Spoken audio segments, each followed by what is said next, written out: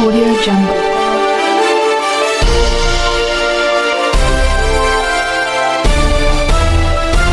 Audio Jungle. नमस्कार, स्वागत है आपका एसपी न्यूज। महिला सुरक्षा पर गरमाई सियासत, सवालों के घेरे में सर्वे रिपोर्ट, लेकिन विपक्ष ने किया हल्ला बोल। बड़ा सवाल, क्या महिलाओं के लिए अनसेफ है देहरादून? एक प्राइवेट संस्था द्वारा महिला सुरक्षा पर जब से सर्वे रिपोर्ट जारी की गई, तब से उत्तराखंड की सियासत उसी के इर्द गिर्द घूमती दिख रही है। रिपोर्ट में देहरादून को महिलाओं के लिए अनसेफ बताया गया। हालांकि सर्वे रिपोर्ट को राज्य महिला आयोग के साथ साथ देहरादून एसएसपी ने भी खारिज किया और कंपनी को नोटिस भी जारी किया। लेकिन क्या इतने भर से ये सवाल यहीं खत्म हो जाता है? कंपनी की सर्वे रिपोर्ट में कुछ त्रुटियां हो सकती हैं। सर्वे की स्टाइल और सैंपल साइज को लेकर रिपोर्ट में कुछ गलतियां भी हो सकती हैं। लेकिन इस रिपोर्ट में जो महिला सुरक्षा पर सवाल उठाए हैं, उसे अनदेखा बिल्कुल भी नहीं किया जा सकता, क्योंकि आज के समय पर ये वाजिब सवाल है कि क्या प्रदेश महिलाओं के लिए सुरक्षित रह गया है? क्योंकि इसी उत्तराखंड में अंकिता भंडारी हत्याकांड हुआ। इसी प्रदेश में आए दिन महिलाओं के साथ छेड़छाड़ की खबरें भी सामने आती हैं। बीते दिन महिला सुरक्षा के मुद्दे पर देहरादून में महिला कांग्रेस ने भी जोरदार प्रदर्शन किया। बीजेपी कार्यालय का घेराव करने की कोशिश की गई। तो क्या माना जाए, सूबे में क्या ये एक सियासी मुद्दा भी बनता जा रहा है? क्या आगामी चुनाव के दौरान सत्ताधारी पार्टी को ये मुद्दा भारी पड़ सकता है? क्योंकि भले ही सर्वे रिपोर्ट में लूपहोल्स रहे हों, लेकिन क्या महिला आयोग या बीजेपी की तरफ से भी कभी महिलाओं की सुरक्षा को लेकर कोई सर्वे करवाया गया? इस पर भी जवाब देना चाहिए, क्योंकि दून पुलिस ने भले ही सर्वे रिपोर्ट में खामियां बताते हुए जांच के निर्देश दिए हों, लेकिन अच्छा होता कि दून में महिलाएं कितनी सुरक्षित हैं, इसे जानने के लिए भी कोई कदम उठाया गया होता। फिलहाल तो सर्वे रिपोर्ट पर सवाल है, लेकिन दून में महिलाओं की सुरक्षा पर भी सवाल बरकरार है। कि जो नारी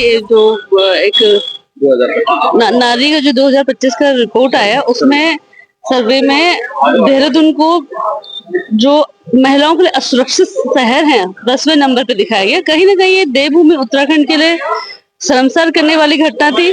जो सरकार, जो सत्ता लगातार ये बोलती आई है कि हम महिलाओं के वोट से बने हैं। आज उसी राज्य में एनसीआरबी की रिपोर्ट है कि पिछले 3 साल में 2500 से ज्यादा महिलाओं के साथ दुष्कर्म की घटना घटी, बच्चों के साथ दुष्कर्म की घटना घटी।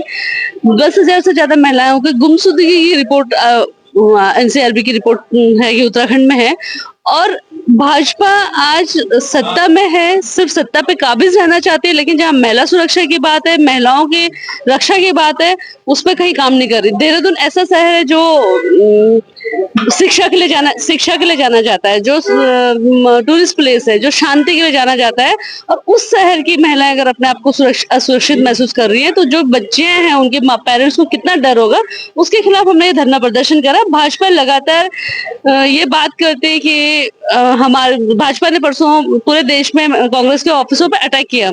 हमारा उनसे एक सवाल था कि जब किसी रैंडम व्यक्ति ने, जिसको हम नहीं जानते, उन्होंने एक मन से मोदी जी की माता जी के लिए कुछ बोला, जिसका हम भी खंडन करते हैं कि किसी भी महिला के लिए, किसी भी माता बहन के लिए इस तरीके की बातों का प्रयोग नहीं होना चाहिए।